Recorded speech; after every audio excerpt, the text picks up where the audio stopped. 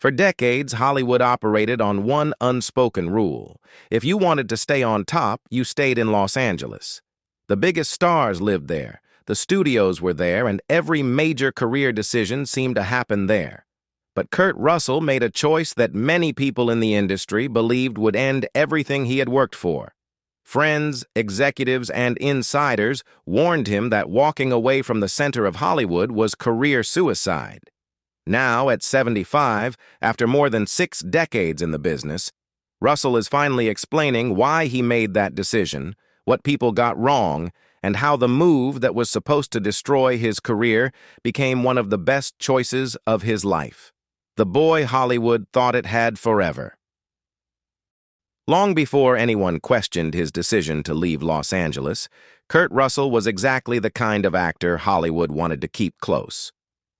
Born on March 17, 1951, in Springfield, Massachusetts, Russell grew up around the entertainment industry thanks to his father, Bing Russell, a respected character actor best known for playing Deputy Clem Foster on Bonanza. Acting was not some distant dream in the Russell household. It was part of everyday life. While many children imagined what it might be like to be in movies, Kurt was already stepping onto sets before he reached his teenage years. His first major opportunity came when he appeared alongside Elvis Presley in It Happened at the World's Fair. The role was small, but it put him in front of influential people who recognized something unusual about the young performer. According to multiple accounts from Disney historians, Walt Disney himself took notice of Russell's natural screen presence. That attention would change the direction of his life. When Disney cast Russell in Follow Me, Boys, the studio founder reportedly became convinced that the teenager had a remarkable future ahead of him. Walt Disney was known for spotting talent, and his confidence in Russell was significant enough that the young actor eventually signed a long-term contract with the company. The deal effectively made him one of Disney's most important young stars during a period when the studio was still one of the most powerful forces in entertainment. Throughout the following years, Russell became a familiar face to millions of families. Films such as The Computer Wore Tennis Shoes, Now You See Him, Now You Don't, and The Strongest Man in the World helped establish him as a dependable box office attraction. These productions were not prestige dramas designed to win awards, but they served a different purpose. They gave Russell years of experience in front of cameras while teaching him how major film productions operated. Later in life, Russell often described the Disney years as his education. He learned professionalism, discipline, and how to work consistently under pressure. While many child actors struggled with fame or failed to transition into adult careers, Russell was quietly building a foundation that would prove invaluable later. Yet there was one problem. Hollywood had already decided who Kurt Russell was supposed to be. He was the clean-cut Disney kid. He was the family-friendly star, and history showed that many actors trapped inside that image never escaped it. Few people expected him to reinvent himself. Even fewer expected that he would eventually challenge another Hollywood rule entirely. Before that could happen, however, Russell found himself seriously considering a future that had nothing to do with acting at all. The career that almost took him away from Hollywood. By the early stages of adulthood, Kurt Russell was facing a crossroads that few people knew about. While audiences still recognized him as one of Disney's most successful young stars, Russell was becoming increasingly serious about something else: baseball. Unlike many actors who casually enjoyed sports as a hobby, Russell was a legitimate professional prospect. Those who watched him play believed he had the talent to build a future in the game. According to baseball records and interviews Russell has given over the years, he advanced through the California Angels minor league system and eventually reached Double-A baseball with the El Paso Sun Kings. At that point, the dream of reaching Major League Baseball was no longer unrealistic. He was competing against players who were fighting for the same opportunity, and for a time, baseball appeared just as likely to become his future as acting. The experience also revealed something important about Russell's personality. He was never completely consumed by Hollywood.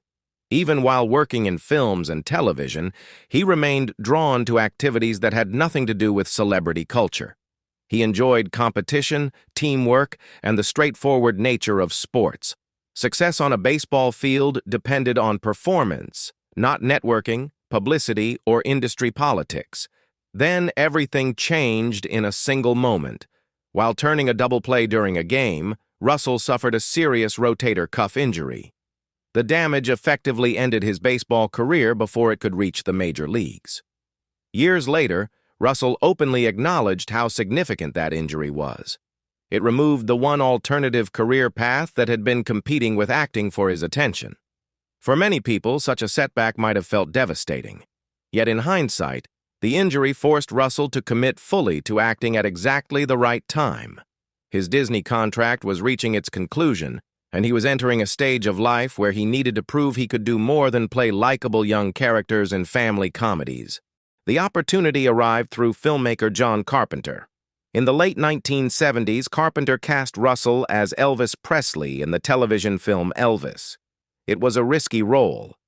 Elvis was one of the most recognizable figures in American culture, and portraying him required far more than simply copying mannerisms. Russell had to capture the performer, the celebrity, and the human being behind the public image. The results surprised many critics. According to television industry reports at the time, Russell's performance earned widespread praise and ultimately brought him an Emmy nomination.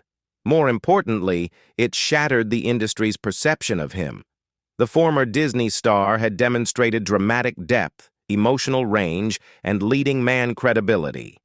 The success of Elvis marked the beginning of one of the most important creative partnerships in Russell's career.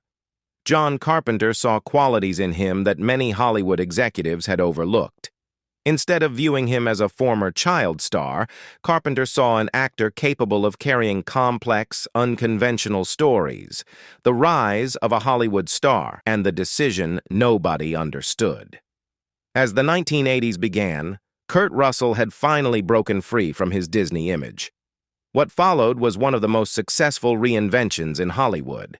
His partnership with John Carpenter transformed his career.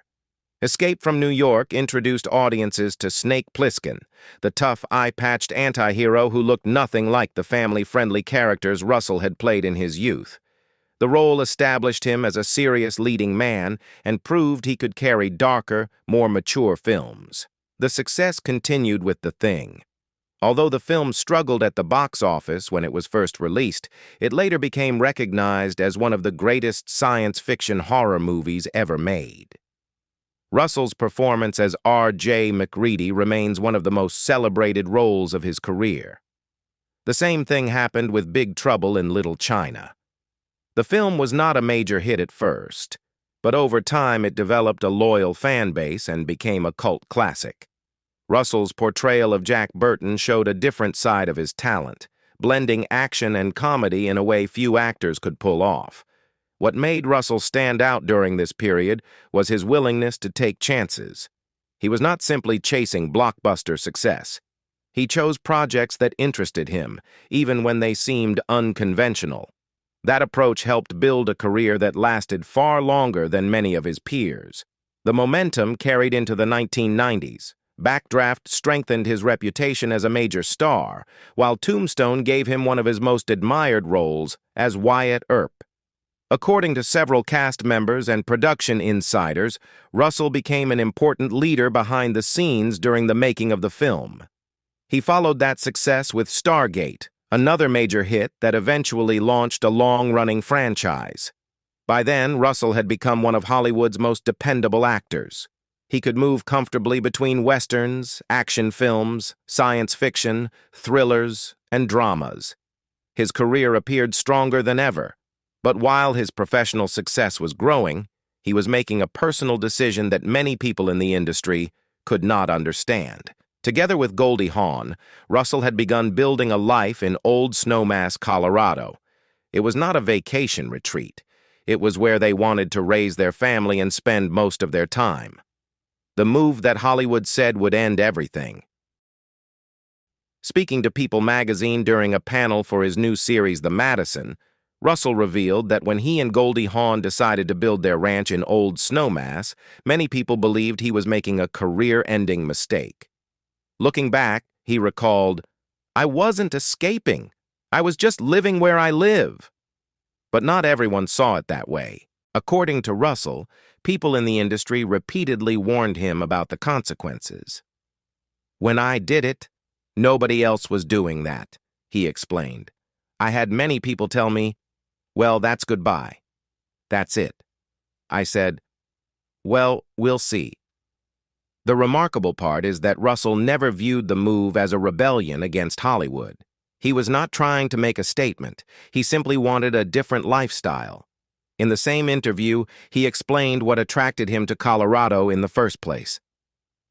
"What I want to look at, what I want to be a part of, all the things that Colorado has to offer.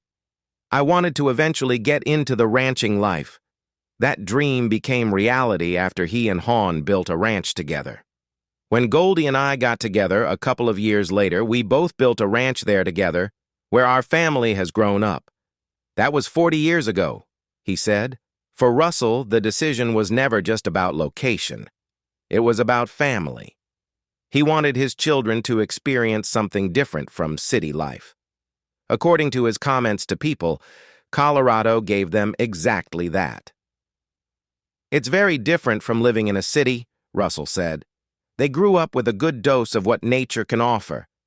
There are difficulties to it, but there are also great rewards to it." Those children included Boston Russell, Oliver Hudson, Kate Hudson, and Wyatt Russell.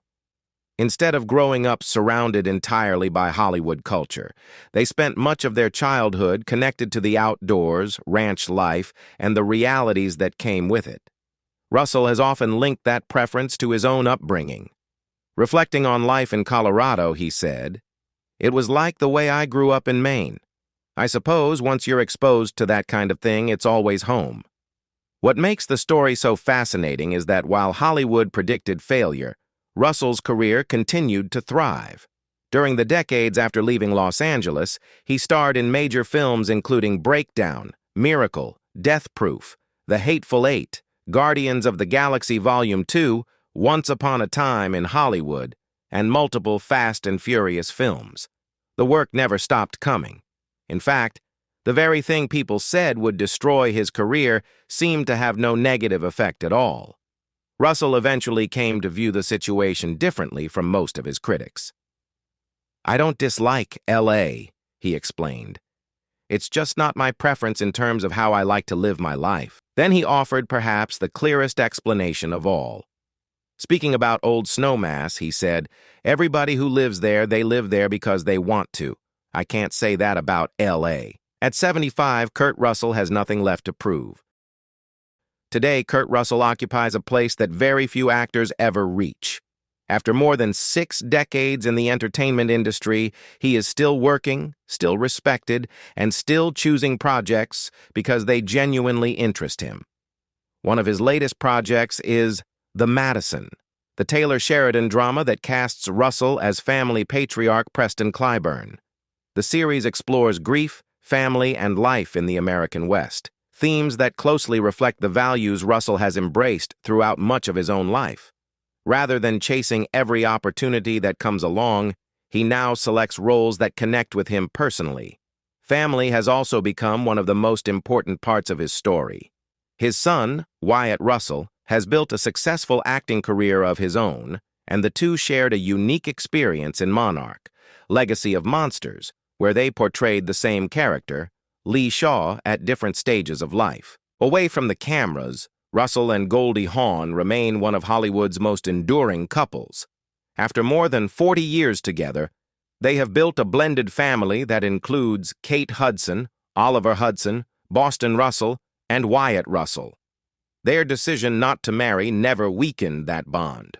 Instead, they focused on creating a stable life together, largely centered around the Colorado ranch they built decades ago. That ranch remains a key part of Russell's life today. Wyatt and his wife Meredith Hagner now live in Colorado with their children, allowing the family to stay connected to the place that has meant so much to Russell for nearly 4 decades. Looking back, the contrast is striking. When Russell left Los Angeles, many people in Hollywood believed he was making a career-ending mistake. They assumed that a major star could not live far from the industry's center and remain successful. Russell proved otherwise. Over the years, he continued appearing in major films, worked with acclaimed directors, and remained relevant across multiple generations of moviegoers. The career that was supposed to disappear only grew stronger. Perhaps the most remarkable part is that Russell never set out to prove anyone wrong. He simply chose the life he wanted. As he explained to people, "I wasn't escaping. I was just living where I live." 40 years later, that simple decision has become one of the most powerful examples in Hollywood of doing things your own way. The Colorado ranch that many believed would end his career became the foundation for his family, his happiness, and one of the most durable careers in entertainment history.